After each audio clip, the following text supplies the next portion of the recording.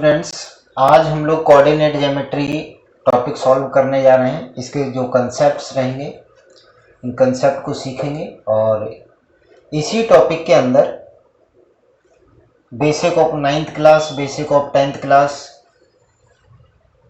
से संबंधित जितनी भी कोऑर्डिनेट्स के पॉइंट्स रहेंगे, कोऑर्डिनेट ज्योमेट्री के अंदर जितने भी टाइप्स रहेंगे इन सब पे डिस्कशन करेंगे।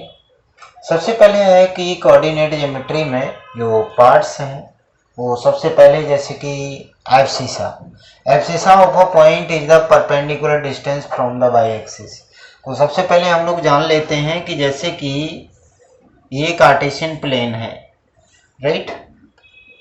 इस कार्टेशियन प्लेन में वर्टिकल लाइन है, इसको हम लोग बोलेंगे बाई एक्सिस, हॉरिजॉन्टल लाइन को बोलेंगे एक्स एक्सिस। अगर क्वेश्चन आता है what is the definition of x axis, तो क्या लिखेंगे? The horizontal line in the Cartesian plane is known as the x axis and the vertical line in the Cartesian plane is known as the y axis. The intersection point of both axis is known as the origin. Coordinates of the origin 0 0। चलिए यहाँ पर number line की अगर बात करो तो 1 2 3 4 5 6 7 8 इसी प्रकार से आगे बढ़ जाएंगे। यहाँ पे क्या -1 -2 -3 -4 -5 +1 +2 +3 +4 +5 +6 +7 -1 -2 -3 -4 -5 इस प्रकार से ये एक्सिस बनाएंगे हम लोग।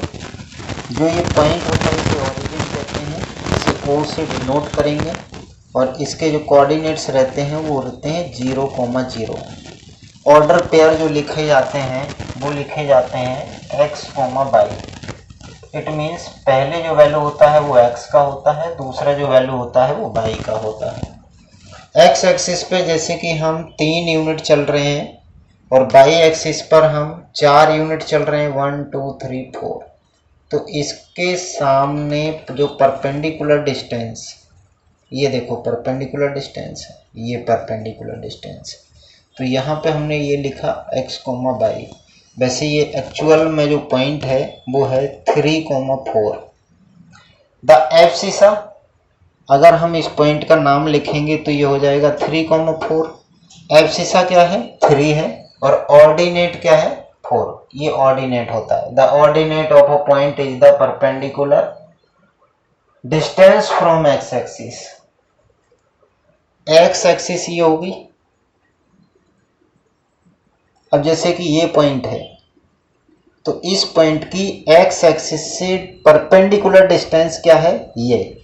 और ये माने तो कितना यूनिट? 1 2 3 4 यूनिट। तो ऑर्डिनेट क्या हो गया? 4। अगर एब्सिसा की बात करो तो एब्सिसा में क्या है? Abscissa of a point is the perpendicular distance from the by axis. तो बाई एक्सिस ये होता है, यहाँ से इस पॉइंट की परपेंडिकुलर डिस्टेंस इतनी रहेगी। तो ये कितने यूनिट है? 1 2 3 यूनिट। तो इसको हम लोग बोलते हैं एब्सिसा। एब्सिसा और ऑर्डिनेट का मतलब शायद समझ पाए होंगे। नेक्स्ट पॉइंट है coordinates of the origin. Coordinates of the origin क्या होते हैं? 0 0। ये है ओरिजिन, इसके कोऑर्डिनेट्स क्या हैं? 0 0 होते हैं, राइट। ये है ओरिजिन का डेफिनेशन। क्या लिखेंगे? The intersection point of both axis. दोनों एक्सिस का इंटरसेक्शन पॉइंट जो होता है परपेंडिकुलर डिस्टेंस पर, दोनों एक्सिस जब काटेंगे परपेंडिकुलर डिस्टेंस पर तो इनका इंटरसेक्शन पॉइंट ही ओरिजिन बोला जाता है। नेक्स्ट पॉइंट है let any point on the x axis x, 0। X axis पर हमें कोई भी पॉइंट लेट करना है। ये एक्स एक्सिस है, मान लो यहाँ पर हमें कोई पॉइंट लेट करना है तो क्या लेट करेंगे कि ये पॉइंट x, 0 है। यहाँ पर anywhere on the x axis, अगर हम पॉइंट लेट करेंगे तो क्या बोलेंगे, x, 0, right. Any point on the by axis, अगर बाई एक्सिस पर हमें कोई भी पॉइंट लेट करना है, ये बाई एक्सिस है, इस पर कोई भी पॉइंट लेट करना है तो क्या बोलेंगे 0, बाई। जैसे कि पॉइंट यहाँ पर लाई कर रहा है तो इसे क्या बोलेंगे 0, बाई। अच्छा, ये होती है प्लस एक्स एक्सिस, ये है माइनस एक्स एक्सिस। ओ से शुरू, ओ से मतलब ओरिजिन से ही काउंट करेंगे तो ऐसे 4 एक्सिस हो जाएंगी, ये पॉजिटिव बाई एक्सिस और ये नेगेटिव बाई एक्सिस, राइट। अब फर्स्ट क्वाड्रेंट के साइन क्या होते हैं, फर्स्ट क्वाड्रेंट, इसे सेकंड क्वाड्रेंट और इसे थर्ड क्वाड्रेंट, इसे फोर्थ क्वाड्रेंट कहेंगे। फर्स्ट क्वाड्रेंट के साइन क्या होंगे, प्लस प्लस, एक्स का वैल्यू पहले लिखना है, बाई का वैल्यू बाद में लिखेंगे। तो एक्स नेगेटिव है यहाँ पर, बाई पॉजिटिव है, ऐसे देखो। ये क्वाड्रेंट को किन किन ने बनाया हुआ है, नेगेटिव एक्स एक्सिस और पॉजिटिव बाई एक्सिस ने, तो नेगेटिव एक्स और पॉजिटिव बाई लिख दो सेकंड क्वाड्रेंट के साइन। थर्ड क्वाड्रेंट के साइन क्या है, नेगेटिव एक्स है और नेगेटिव ही बाई है। फोर्थ के साइन क्या है, पॉजिटिव एक्स है और नेगेटिव बाई है, इस प्रकार से, राइट। ऐसे हम लोग साइन पता कर लेते हैं क्वाड्रेंट्स के। अब क्वेश्चन आते हैं कि 3,4 कहाँ पर लाई करेगा। तो देखो ये प्लस का नंबर है, ये भी प्लस का नंबर है, दोनों साइन प्लस के हैं, तो इसलिए ये फर्स्ट क्वाड्रेंट में लाई करेगा, राइट। इसके बाद अगर जैसे हमने लिख दिया -3,4, तो x नेगेटिव है, बाई पॉजिटिव है, तो इसका मतलब हुआ कौन सा क्वाड्रेंट, सेकंड क्वाड्रेंट। और खास बात, फर्स्ट और थर्ड क्वाड्रेंट के साइन हमेशा सेम रहते हैं, कि सेम का मतलब है कि फर्स्ट क्वाड्रेंट के साइन में x भी पॉजिटिव, बाई भी पॉजिटिव, और यहाँ पे बाई x भी नेगेटिव और बाई भी नेगेटिव। यहाँ पे डिफरेंट साइन रहते हैं आपस में कोऑर्डिनेट्स के, x कोऑर्डिनेट और बाई कोऑर्डिनेट। x कोऑर्डिनेट का नाम क्या होता है, एब्सिसा, और बाई कोऑर्डिनेट का नाम क्या होता है, ऑर्डिनेट, राइट। एब्सिसा और ऑर्डिनेट हम लोग पहले समझ चुके हैं। तो इस प्रकार से इन सब चीज़ों को ध्यान में रखेंगे, ध्यान में रख करके फिर हम लोग क्वेश्चन आगे सॉल्व करेंगे, ठीक है। डिफरेंट डिफरेंट टाइप के क्वेश्चंस आएंगे इस पर। उन क्वेश्चंस में ये भी पूछा जाता है कि ये किस क्वाड्रेंट में लाई करता है, किस एक्सिस पर लाई करेगा, ठीक है। तो ऐसे तो हम लोग क्वाड्रेंट बता देंगे। अब इसको समझेंगे, 2,0 कहाँ पर लाई करेगा, -2,0 कहाँ लाई करेगा, 0,2 हो तो कहाँ पर लाई करेगा, और 0,-2 हो तो कहाँ पर लाई करेगा। 2,0 का मतलब है ये कुछ इस प्रकार से दिख रहा है, x,0 दिख रहा है, तो मतलब ये x एक्सिस पर लाई करेगा, या जो नंबर लिखा है उसी को आप बोलेंगे। ये हो गया पॉजिटिव x एक्सिस पर नंबर है, बाई पर 0 चलना है, x बाई पर तो चलना ही नहीं है। यहाँ पे नेगेटिव x एक्सिस आंसर देंगे कि ये नेगेटिव x एक्सिस पर लाई करेगा, राइट। ये पॉजिटिव x एक्सिस पर लाई करेगा और ये पॉजिटिव बाई एक्सिस पर लाई करेगा, ये नेगेटिव बाई एक्सिस पर लाई करेगा। इस बात को समझ गए होंगे। जिस कोऑर्डिनेट का एक वैल्यू 0 है तो इसका मतलब है कि हमें उस पर चलना नहीं है, बाई एक्सिस पर नहीं चलना है या एक्स एक्सिस पर सॉरी नहीं चलना है, ठीक है। नेक्स्ट पॉइंट है इक्वेशन ऑफ एक्स एक्सिस। चलिए इन सब पॉइंट को डिस्कस करते हैं। इक्वेशन ऑफ एक्स एक्सिस का मतलब क्या है।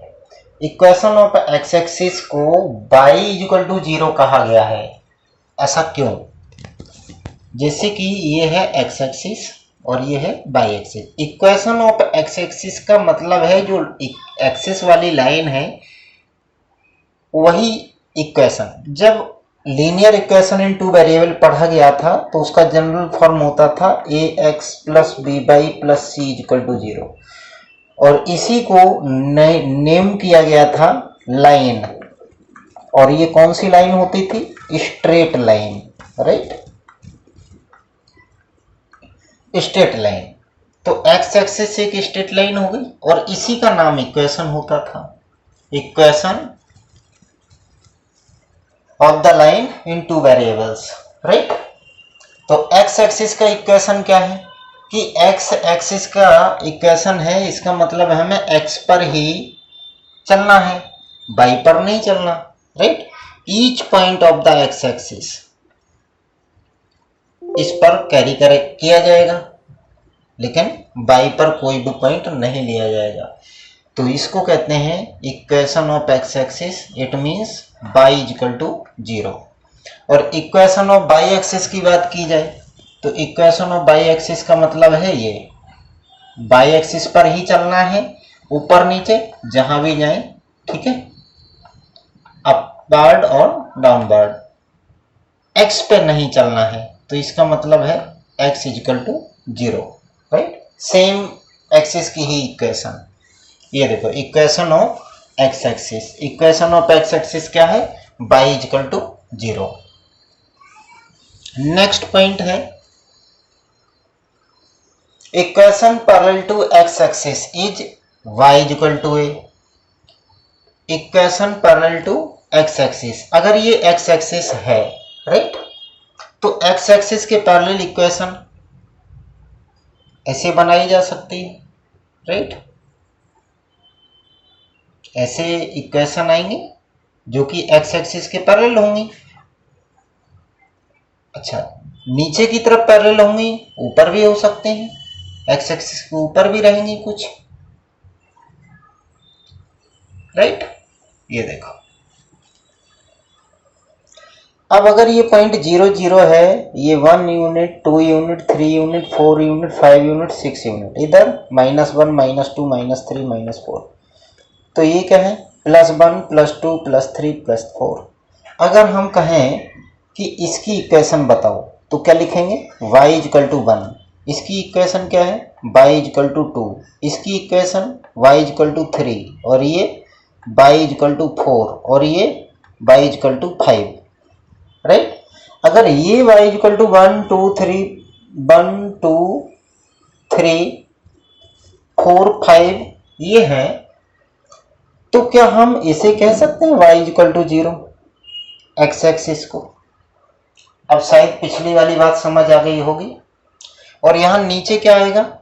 y पे चले हैं -1 यूनिट, राइट, तभी ये आ गया है y इक्वल टू -1। इसकी equation y equal to -2, y equal to -3, y equal to -4, y equal to -5। तो ये इक्वेशन जो आई है, इक्वेशन किसके पैरेलल हैं? ये सब एक्स एक्सिस के, लेकिन लिखी किस वेरिएबल में गई है? y equal to. तो यही कहा गया है इक्वेशन ऑफ एक्स एक्सिस क्या होगी? y equal to 0। Equation of y axis तो क्या लिखेंगे? x equal to 0। Equation parallel to x axis क्या होगा? y equal to a, and equation parallel to y axis क्या हो जाएगा? x equal to a। ये 4 पॉइंट बहुत इंपॉर्टेंट है कोऑर्डिनेट ज्योमेट्री के लिए, जो कि आपको बहुत अच्छे से आने चाहिए। नेक्स्ट पॉइंट है equation parallel to y axis.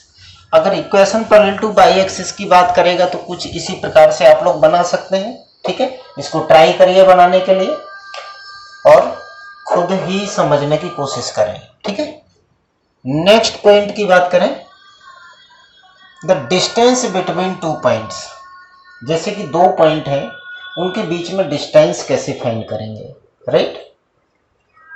उसके लिए एक फॉर्मूला आता है, जैसे कि ये समझिए x बाय ये डिस्टेंस जो है यहाँ से 1 2 3 यूनिट है, 1 2 3 4 यूनिट है। इनके सामने यहाँ पर एक हमने पॉइंट लिया, ये यहाँ से हमने इसको ज्वाइन किया, राइट। ये देखिए ये ज्वाइन कर दिया और इसको हमने यहाँ से ऐसे ज्वाइन किया। तो यहाँ से यहाँ तक हम देख सकते हैं कि ये 3 यूनिट है और ये लेंथ है जो 4 यूनिट है। तो ये 5 यूनिट हम लिख सकते हैं। इसको कैसे लिखा?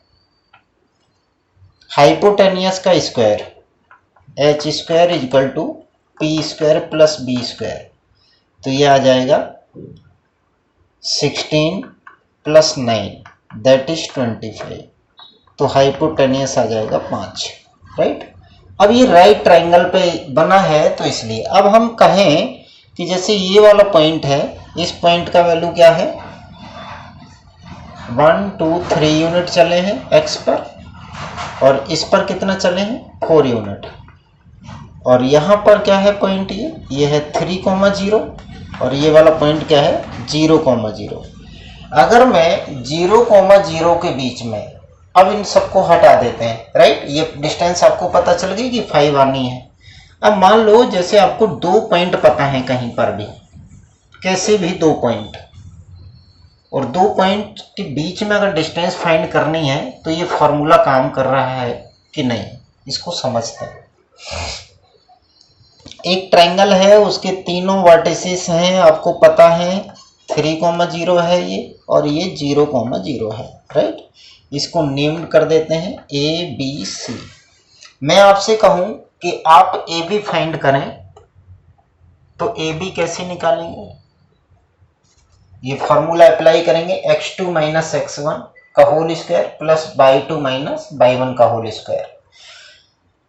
अगर हमने इसको x1 by1 x2 by2 बोला तो 3 माइनस 3 क्या हो जाएगा 0।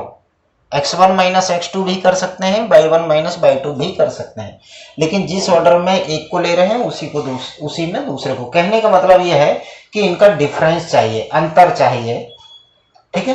तो डिफरेंस जब निकालेंगे तो क्या है 3 माइनस 3 का डिफरेंस आएगा कितना, ऐसे लिखेंगे 3 माइनस 3 का स्क्वायर प्लस 4 माइनस 0 का स्क्वायर। तो फाइनली क्या आ जाएगा 0 प्लस 4 माइनस 0 माने 4 का square 16, that is 16, it means 4। तो AB की लेंथ आपको ऑलरेडी पता थी कि हाँ 4 आएगी, तो देखो 4 है। इसकी भी पता है लेंथ आपको कि 3 है, लेकिन डिस्टेंस फॉर्मूला से निकालते हैं BC को। क्या हो जाएगा 3 माइनस 0 का होल स्क्वायर प्लस 0 माइनस 0 का होल स्क्वायर। तो 3 माइनस 0 क्या होता है 9, 3 माइनस 0 का होल स्क्वायर करेंगे तो 9 प्लस 0, तो ये आ गया 3। BC कितना निकल गया 3 यूनिट। अब AC निकालोगे तो AC क्या आ जाएगा 3 माइनस 0 का होल स्क्वायर प्लस 4 माइनस 0 का होल स्क्वायर। तो ये बन जाएगा 9 प्लस 16 दैट इज 25, राइट। जो कि आपको ऑलरेडी पहले से पता थे। इसका मतलब क्या है कि कार्टेशियन प्लेन में कहीं पर भी एक पॉइंट यहाँ पता है, दूसरा पॉइंट यहाँ पता है, तो line segment joining the points x1 by 1, right. ये x1 by 1 पॉइंट हो गया, ये A है और ये B है, x2 by 2। इन दोनों के बीच में ये जो डिस्टेंस है, दोनों पॉइंट की डिस्टेंस है, इसको अगर फाइंड करेंगे तो इस फॉर्मूले से, और इसका नाम क्या है डिस्टेंस फॉर्मूला, राइट। नेक्स्ट अगले पॉइंट्स की कुछ बात करते हैं, ठीक है। जैसे कि आपसे कहा गया है कि एक कोई ट्रायंगल है जिसके वर्टिसेस हैं A x1, y1, B x2, y2, C x3, y3। अगर हमें ये पूछा जाए कि ये किस प्रकार का ट्राइंगल है, तो हमें सबसे पहले इन साइड्स की लेंथ पता होनी चाहिए। तो डिस्टेंस फार्मूला लगाएंगे ए और बी के बीच में, बी और सी के, और सी और ए के बीच में। तो जब ए और बी के बीच में डिस्टेंस फार्मूला लगेगा तो यहाँ से साइड ए बी का वैल्यू आएगा, राइट। फिर यहाँ और यहाँ दोनों में लगाएंगे तो बी सी का वैल्यू आएगा, और इन दोनों के बीच में लगाएंगे तो ए सी का वैल्यू आएगा। जब कोई वैल्यू आएगा, बाय द वे ये 5 आया, ये 6 आया, ये 7 आया, अलग अलग डिफरेंट वैल्यू आए, तो इसे हम लोग क्या कहेंगे, स्केलेन ट्राइंगल। जैसे कह दिया जाए कि prove that this one is scalene triangle using coordinate geometry, तो फिर आप कैसे प्रूव करेंगे, इनकी साइड को निकाल कर, राइट। अगर दो वैल्यू बराबर आ जाए, ये भी x आ गया, ये भी x आ गया, ये कोई अलग वैल्यू आ गया, राइट। दो साइड का लेंथ बराबर है तो उसे क्या कहेंगे, आइसोसेलेस ट्राइंगल। तीनों साइड का लेंथ बराबर है तो क्या कहेंगे, इक्विलैटरल ट्राइंगल। और तीनों डिफरेंट साइड की वैल्यू है, तीनों साइड की वैल्यू डिफरेंट है तो क्या बोलेंगे, स्केलिन ट्राइंगल। लेकिन स्केलिन ट्राइंगल होने के केस में एक चीज आप लोग और ध्यान देंगे कि जैसे बाय द वे कहीं ऑप्शन पर राइट ट्राइंगल लिखा है तो हम चेक कर लेंगे एक बार कि बड़ी वाली साइड का स्क्वायर कहीं परपेंडिकुलर और बेस के स्क्वायर के सम के बराबर तो नहीं आ रहा है, राइट। अगर ऐसा होता है तो वो ट्राइंगल राइट एंगल ट्राइंगल भी होगा, स्केलिन तो होगा, राइट एंगल ट्राइंगल भी होगा। अब जैसे ये राइट एंगल ट्राइंगल है, इसकी साइड ये 3 है, ये 4 है, ये 5 है, साइड तीनों अलग हैं, साइड तीनों अलग हैं तो इसका मतलब ये स्केलिन है और राइट ट्राइंगल भी है।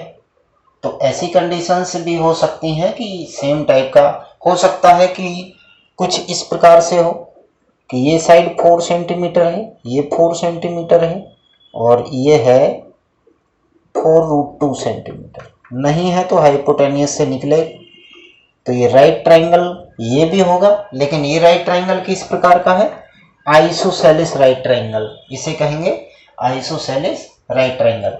और इस केस में हमेशा ये साइड अगर बराबर हैं तो ये दोनों एंगल भी बराबर होते हैं आइसोसेलेस थ्योरम से। तो ये दोनों एंगल का जो वैल्यू होता है ऑलरेडी 45 ही होता है। आइसोसेलेस राइट ट्राइंगल के तीनों एंगल स्टूडेंट्स को पता होने चाहिए, राइट, 45 एंड 90। बाकी का नेक्स्ट पॉइंट है सेक्शन फॉर्मूला।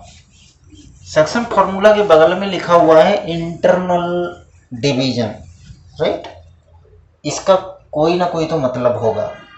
सेक्शन फॉर्मूला का मतलब है एक पॉइंट ये है ए जिसके कोऑर्डिनेट्स हैं x1/1, एक दूसरा पॉइंट है बी x2/2। सेक्शन फॉर्मूला में क्या है कि मान लो एक पॉइंट यहां पर कहीं पर है, कहीं पर भी हो सकता है, और ये इस पूरे लाइन सेगमेंट को m1:m2 के रेशियो में डिवाइड करता है। इसका मतलब है जैसे मान लो ये 3:2 होता तो इसका मतलब है 3 यूनिट यहाँ है और 2 यूनिट यहाँ है, राइट। इसको कैसे अप्लाई करेंगे और इससे क्या निकलेगा, ये जो पॉइंट है ये पॉइंट, इस पॉइंट के कोऑर्डिनेट्स निकल के आएंगे। इसको हमने लिखा px, तो जब सेक्शन फॉर्मूला लगेगा तो px, मतलब पॉइंट p के कोऑर्डिनेट्स आएंगे। पॉइंट p के कोऑर्डिनेट्स कैसे निकालेंगे, m1x2 plus m2x1 upon m1 plus m2, right, comma m1/2 plus m2/1 upon m1 plus m2। इस प्रकार से जैसे कि ये फॉर्मूला लिखा है, तो इसमें क्या होगा कि जैसे कि जो रेशियो यहाँ पे गिवन होगा, ये पॉइंट है, ये है जैसे 4,5, ये है -2, -3, कुछ भी हो सकता है, और इसको ले लिया हमने 1:7 6:1 कर लेते हैं, राइट। 6:1। अब इस क्वेश्चन में हमें इसके कोऑर्डिनेट्स फाइंड करने हैं, तो कैसे? इक्वल m1 x2, m1 माने 6, x2 माने क्या है? -2, तो 6 का मल्टीप्लाई -2 में लिख दो। m1 x2 plus m2 x1 4 upon में m1 प्लस m2 6 + 1 7। ऐसे यहां पर करो, m1/2 तो 6 × -3 प्लस m2/1 माने 5 अपॉन में 6 + 1। बस इस प्रकार से वैल्यू डालेंगे और 6 2 जा 12, माइनस का 12 आ जाएगा, प्लस का 4 अपॉन में 7, और ये हो जाएगा माइनस का 18 प्लस का 5 अपॉन में 7। फाइनल आंसर क्या होगा? 12 में से 4 सब्ट्रैक्ट करेंगे तो -8/7, और ये हो जाएगा -13/7। तो ये जो कोऑर्डिनेट्स आए हैं ये किसके आ गए हैं? P पॉइंट के कोऑर्डिनेट्स, -8/7 एंड -13/7। इस प्रकार से निकालते हैं। सेक्शन फॉर्मूला को यूज करना शायद सीखा होगा। तो इस प्रकार से कोई भी वैल्यूज होंगी, वैल्यू फ्रैक्शन में भी हो सकती हैं, कोऑर्डिनेट पॉइंट्स जो होंगे वो यहाँ पर कुछ भी वैल्यू दे सकते हैं। बस इनको अप्लाई करना एक बार सीख लो। अप्लाई करने के बाद फिर इनके बेस्ड क्वेश्चन बनते हैं। अब क्या होगा इसमें, देखो सेक्शन फार्मूले के अंदर ये पॉइंट गिवन था, ये पॉइंट गिवन था, ये रेशियो गिवन था, तब हमने इसको फाइंड किया, राइट। कई बार क्या होगा कि ये पॉइंट गिवन होगा, ये पॉइंट गिवन होगा, रेशियो गिवन नहीं होगा, कोई कंडीशन गिवन होगी, उसके अकॉर्डिंग हम इस रेशियो को k:1 लेट करेंगे। रेशियो को हमेशा क्या लेट करेंगे? k:1, right. अगर k का वैल्यू 3/5 आया तो रेशियो क्या आ जाएगा? k:1 लिखा था तो ये हो जाएगा 3:5:1। नेक्स्ट लाइन में आप लिख देंगे 3:5, ये आंसर आएगा। बाय द वे k का वैल्यू नेगेटिव आ जाए, k = आ गया -2/3, इसका मतलब है कि ये इंटरनली डिवीजन नहीं है, ये एक्सटर्नली डिवीजन का केस है, राइट। ये एक्सटर्नली डिवीजन क्या है? एक्सटर्नली डिवीजन में इसको रब करता हूं,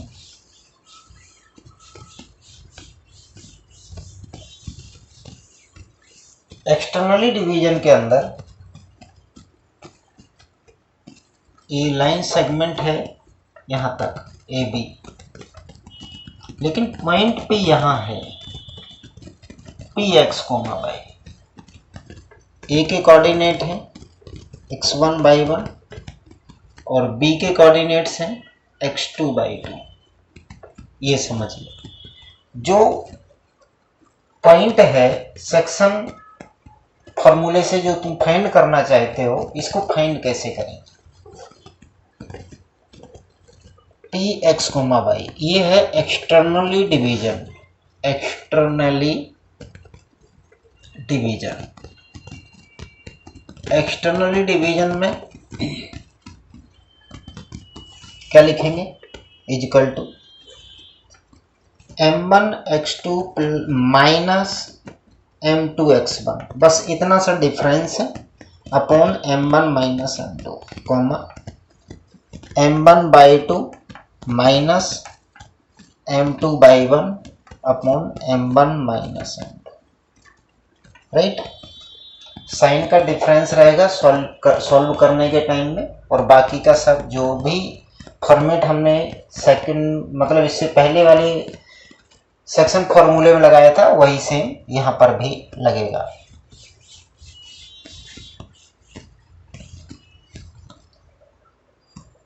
नेक्स्ट, अब जैसे जब k:1 रेशियो लेट करोगे और Px, y का वैल्यू दिया जाएगा, जैसे कि 3, 4 गिवन है, और यहाँ से आपने जब निकाला तो कुछ इस प्रकार से, जैसे 2k minus 5 upon k plus 1 आएगा, यहाँ 3k plus 2 upon k plus 1 आएगा। किसी भी कुछ भी आ सकता है यहाँ पर वैल्यू, एक हमने एज्यूम कर लिया है कि आगे कैसे सॉल्व करोगे। तो ये जो 3 है वो इसके इक्वल है, राइट, और ये जो 4 है वो इसके इक्वल है। ऐसे आप कंपेयर करके इनको अलग अलग निकालेंगे। 3 equal to 2k minus 5 upon k plus 1, तो क्रॉस मल्टीप्लाई करा दोगे, 3k plus 3 equal to 2k minus 5, तो ये आ जाएगा k इक्वल टू माइनस का 8, राइट। k का वैल्यू जैसे नेगेटिव आ गया, इसमें से सॉल्व करेंगे तो इसी प्रकार से इसको इक्वल लिख लेंगे, 3k plus 2 upon k plus 1, तो ये हो जाएगा 4k plus 1 equal to 3k plus 2, तो k इक्वल टू 1, ठीक है, दो में से एक जाएगा। तो इस प्रकार से ये k के वैल्यू फाइंड करेंगे और जो k के वैल्यू आ जाएंगे उनको ही रेशियो बनाकर लिख देंगे। और एक क्वेश्चन में जो k का वैल्यू आएगा वो सेम ही आता है ज़्यादा परसेंट, और अगर नेगेटिव वैल्यू आएगा तो एनसीईआरटी पैटर्न पे ये नहीं है, एनसीईआरटी की बुक में एक्सटर्नल डिवीजन नहीं है। अगर आता है तो उसे हम लोग लिख देंगे कि internally division does not exist, right. Next question की तरफ बढ़ता है। अब क्या होता है कि जैसे दो कोऑर्डिनेट पॉइंट्स हैं, ये है x1/1 और ये है x2/2, राइट। इसका मिड पॉइंट पता करना है, बीचों बीच वाला, राइट। जैसे पूरा ये 10 है तो 5 इधर छोड़ दो और 5 इधर छोड़ दो। ऐसा करने के बाद जो बीच में पॉइंट आएगा वो पॉइंट पता करना है।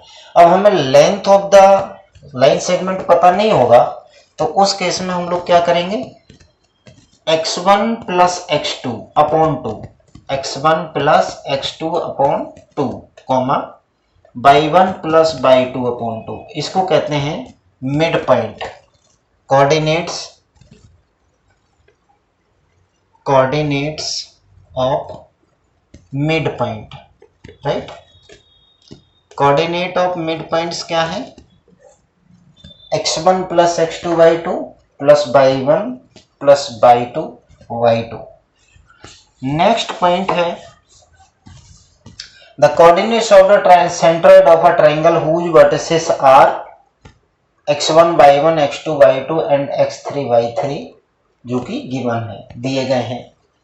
तो सेंट्रोइड कैसे निकालेंगे इस बात को समझेंगे। जैसे कि ये ट्रायंगल है, राइट, ये ट्रायंगल है, इसके कोऑर्डिनेट्स हैं x1/1, ट्रायंगल का नाम है ABC, x1 x2/2 और ये हो गया x3/3, राइट।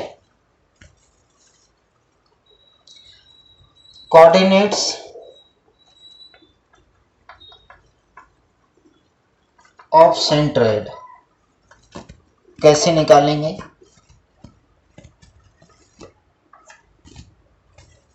इसका वैल्यू प्लस इसका वैल्यू प्लस इसका वैल्यू, तीनों को ऐड करेंगे। हो सकता है माइनस प्लस करके जो भी बचेगा उसको लिखेंगे x1 plus x2 plus x3 upon 3 comma, ऐसे ही ऑर्डिनेट्स को भी सभी को ऐड कर लेंगे, y1 plus y2 plus y3 upon 3, right.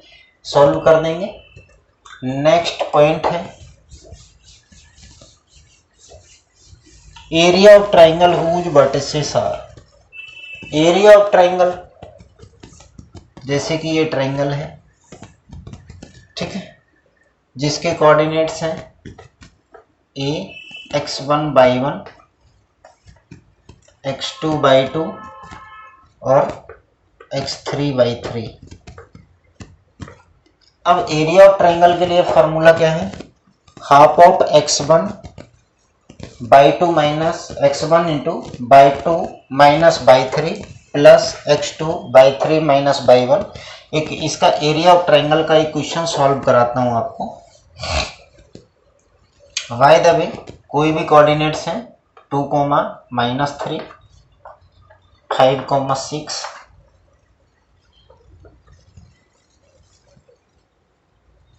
-2, -3, कुछ भी लिख देते हैं, -4, -5, राइट। फार्मूला क्या है, 1/2 x1/2 -y3 plus x2 y3 -y1 plus x3/1 -y2, ये फार्मूला है एरिया ऑफ ट्रायंगल फाइंड करने का, राइट।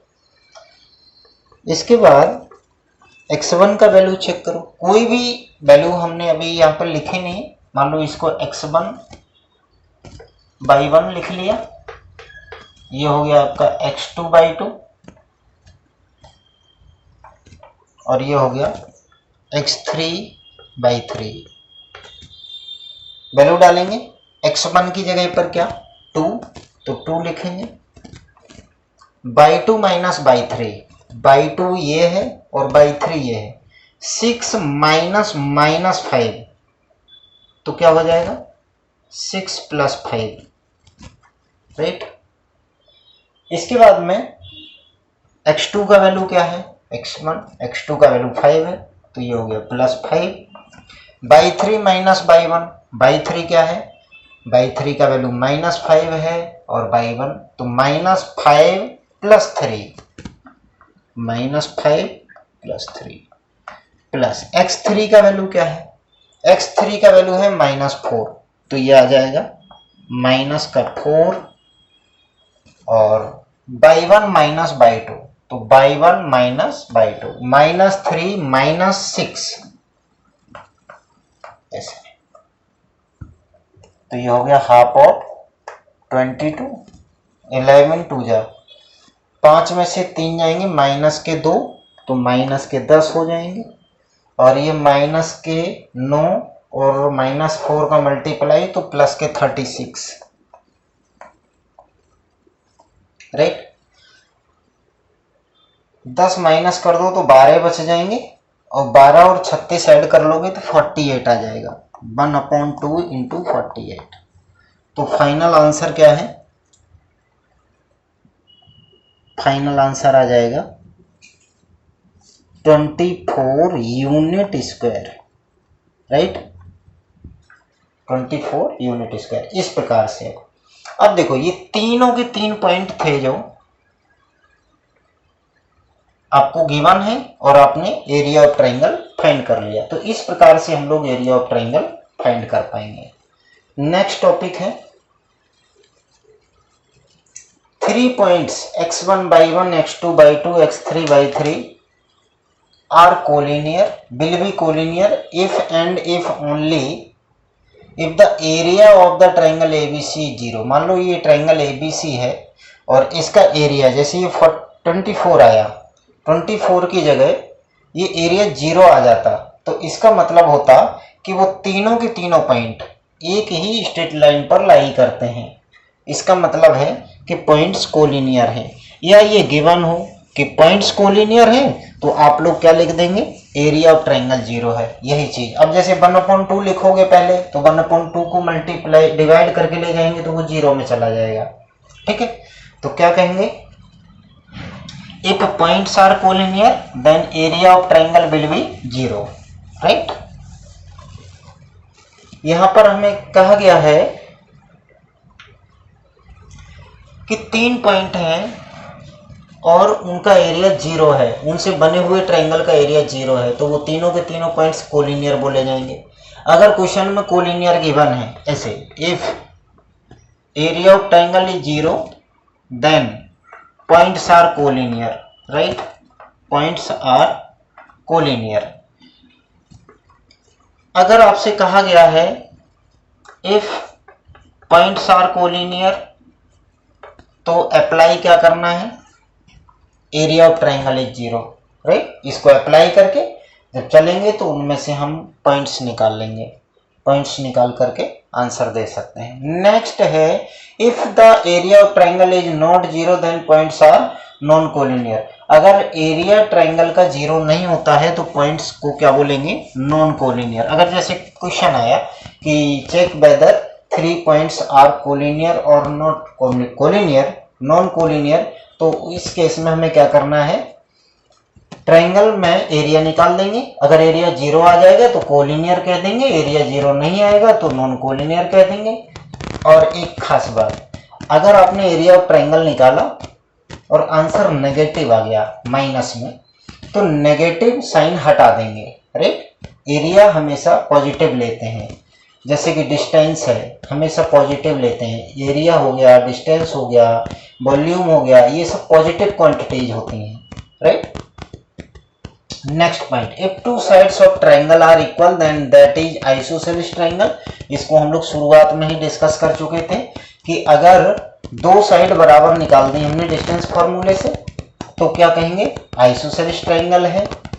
इसके बाद if all three sides of a triangle are equal then that is equilateral triangle. अगर तीनों साइड बराबर होगी तो उसे इक्विलैटरल ट्रायंगल कह देंगे। इसके बाद में नेक्स्ट पॉइंट है कि पहली लंबी वाली या बड़ी वाली साइड का स्क्वायर रिमेनिंग टू साइड के स्क्वायर के सम के बराबर हो जाता है तो ऐसा ट्रायंगल राइट एंगल ट्रायंगल बोला जाएगा, राइट। ये पॉइंट नोट कर सकते हैं। नेक्स्ट पॉइंट है if all four sides of a quadrilateral are equal then that is a rhombus. अच्छा, रोम्बस प्रूव करने के लिए आपको क्या करना पड़ेगा, ये चारों पॉइंट आप नोट कर लीजिएगा। जैसे रोम्बस है तो रोम्बस के लिए चारों साइड बराबर होनी चाहिए। अगर ये हमें स्क्वायर प्रूव करना है तो चारों साइड बराबर प्रूव करेंगे और दोनों डायगोनल को भी बराबर प्रूव करेंगे। अगर हमारे पास में अपोजिट साइड्स इक्वल आ गई, अपोजिट साइड इक्वल आ गई तो उसे पैरेललोग्राम बोल देंगे, या फिर अगर हमने अपोजिट साइड इक्वल प्रूव कर ली तो हम उसे पैरेललोग्राम कह देंगे। अपोजिट साइड इक्वल प्रूव कर लो और डायगोनल भी इक्वल दिखा दो तो इस केस को हम लोग क्या कहेंगे, रेक्टेंगल, राइट। ये नेक्स्ट पॉइंट है if opposite side of a quadrilateral are equal and diagonals are not equal then that is a parallelogram not a rectangle. अच्छा, एक कंसेप्ट और कि जैसे कि ईच पैरेललोग्राम रेक्टेंगल नहीं होता, लेकिन सभी के सभी रेक्टेंगल पैरेललोग्राम होते हैं, सभी के सभी स्क्वायर पैरेललोग्राम होते हैं, सभी के सभी रोम्बस पैरेललोग्राम होते हैं, राइट। तो इसी प्रकार से यहाँ पर भी है कि अपोजिट साइड जैसे इक्वल आ जाते हैं, डायगोनल इक्वल नहीं आते हैं, तो वो पैरेललोग्राम ही बोला जाएगा, ना कि रेक्टेंगल बोला जाएगा, राइट। अब बात करते हैं कुछ इंपॉर्टेंट क्वेश्चंस की तरफ। जैसे कि आपके पास में बहुत सारे ऐसे क्वेश्चंस होते हैं जो छोटे नंबर के बेस्ड होते हैं और उन्हें थोड़ा सा क्रिटिकल बना दिया जाता है, ठीक है। तो अगर ये क्रिटिकल बना दिया जाता है तो वो क्या होता है कि या तो उनकी जगह पर रैशनल नंबर यूज कर लेते हैं या फ्रैक्शनल वैल्यू यूज कर लेते हैं।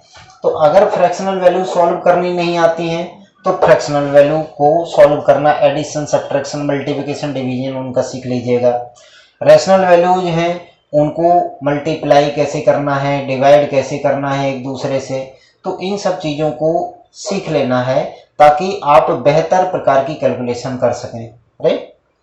तो कोऑर्डिनेट ज्योमेट्री में हम लोगों ने जितने भी टॉपिक्स देखे हैं ये हमारे सभी एनसीईआरटी लेवल के जैसे क्वेश्चंस होते हैं, एनसीईआरटी से संबंधित जितने भी क्वेश्चंस होते हैं वो इन सारे फॉर्मूले के बेस्ड होते हैं। और इनमें से जैसे अगर आपको प्रॉपर किसी भी टॉपिक पर क्वेश्चंस चाहिए या वीडियो चाहिए तो आप कमेंट करिए और नेक्स्ट वीडियो आपको उन्हीं क्वेश्चन से संबंधित बनाने का प्रयास किया जाएगा।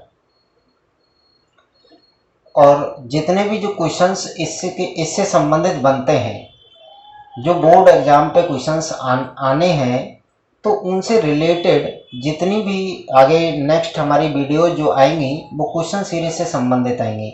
अभी तक हम लोग जो कर रहे हैं वो सभी के सभी कंसेप्ट केवल क्लियर कर रहे हैं सभी टॉपिक्स पर, और जब ये टॉपिक्स के कंसेप्ट क्लियर हो जाएंगे आप लोगों को तो इसके ठीक बाद एक प्लेलिस्ट में यहाँ पर एक प्लेलिस्ट एक बना दी जाएगी जिस पर टोटल सभी चैप्टर्स के क्वेश्चन अपलोड कर दिए जाएंगे। Thanks for watching this video.